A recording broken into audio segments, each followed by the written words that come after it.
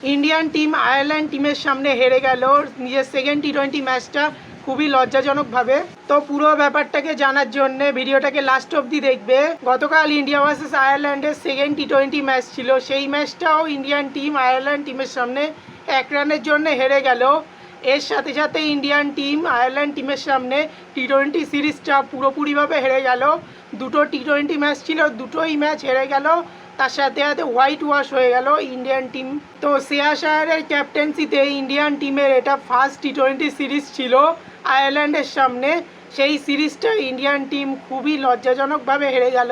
যখন Indian team Ireland টিমের সামনে টি20 সিরিজ খেলতে গিয়ে ফার্স্ট ম্যাচটা খুবই লজ্জাজনকভাবে হেরে গিয়েছিল, তখন শ্রেয়াস আয়ারকে যখন এই হারার ব্যাপারে জিজ্ঞাসা করেছিল, সেই সময় শ্রেয়াস আয়ার একটাই কথা বলেছিল যে ইন্ডিয়ান টিম আয়ারল্যান্ড টিমকে অনেক হালকাভাবে নিয়েছিল, তার জন্য হেরে গিয়েছিল ইন্ডিয়ান টিম।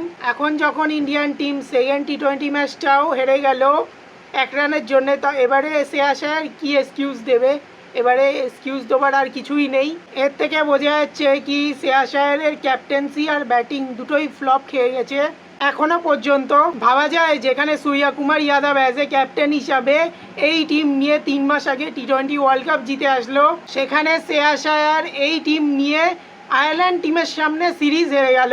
শ্রেয়াস আয়ার যেই টিম নিয়ে আয়ারল্যান্ডে টি20 সিরিজ খেলতে গিয়েছিল, সেই টিমের প্লেয়িং 11 আর টি20 ওয়ার্ল্ড কাপে সূর্য কুমার যাদব যেই টিম নিয়ে গিয়েছিল, সেই টিমের প্লেয়িং 11-এর যদি কম্প্যারিজন করা যায়, তাহলে দেখা যাবে 3টে প্লেয়ার মাত্র নেই। সেই 3টে প্লেয়ার হলো কি হার্দিক পান্ডিয়া, জাসপ্রীত বুমরা আর বরুণ চক্রবর্তী। আর তাছাড়া যদি ক্যাপ্টেনের কথা বলি, তাহলে শ্রেয়াস আয়ার এখানে আছে ক্যাপ্টেন হিসাবে, ওখানে সূর্য কুমার যাদব ছিল। শ্রেয়াস আয়ার এসেছে সূর্য কুমার যাদবের বদলে। কিন্তু যদি জাসপ্রীত বুমরার কথা ধরি, তাহলে বলবো কি সূর্য কুমার যাদব এখনও অবধি টি20তে যে কটা সিরিজ খেলেছে, সে অস্ট্রেলিয়ার সামনে হোক কি সাউথ আফ্রিকার সামনে কি যে কোনো টিমের সামনে, সেই সিরিজে বুমরা অ্যাভেলেবেল ছিল না টি20 টিমের মধ্যে। সেখানে বুমরার বদলে অন্য ফাস্ট বোলারকে দিয়ে বোলিং করানো হতো। বুমরা না থাকা সত্ত্বেও সূর্য কুমার যাদব সেই টিম নিয়ে টোটাল 9টা সিরিজ খেলেছে টি20 সিরিজ। সেই টি20 সিরিজগুলোর মধ্যে 8টা সিরিজ পুরোপুরি জিতে গিয়েছে আর একটা সিরিজ ড্র হয়েছে, বাকি একটাও সিরিজ হারিনি সূর্য কুমার যাদব এখনও অবধি। সেখানে শ্রেয়াস আয়ার নিজের ফার্স্ট সিরিজ খেলতে গেছে, তবু আয়ারল্যান্ডের এগেনস্টে খেলতে গিয়ে ফার্স্ট সিরিজই হেরে গিয়েছে, পুরোপুরি হোয়াইট ওয়াশ হয়ে গেছে। এখন দেখা যাক শ্রেয়াস আয়ারকে বিসিসিআই ক্যাপ্টেন বানিয়েছে টি20-র জন্যে। নেক্সট সিরিজগুলো শ্রেয়াস আয়ার কেমন পারফর্ম করে অ্যাজ এ ক্যাপ্টেন হিসাবে।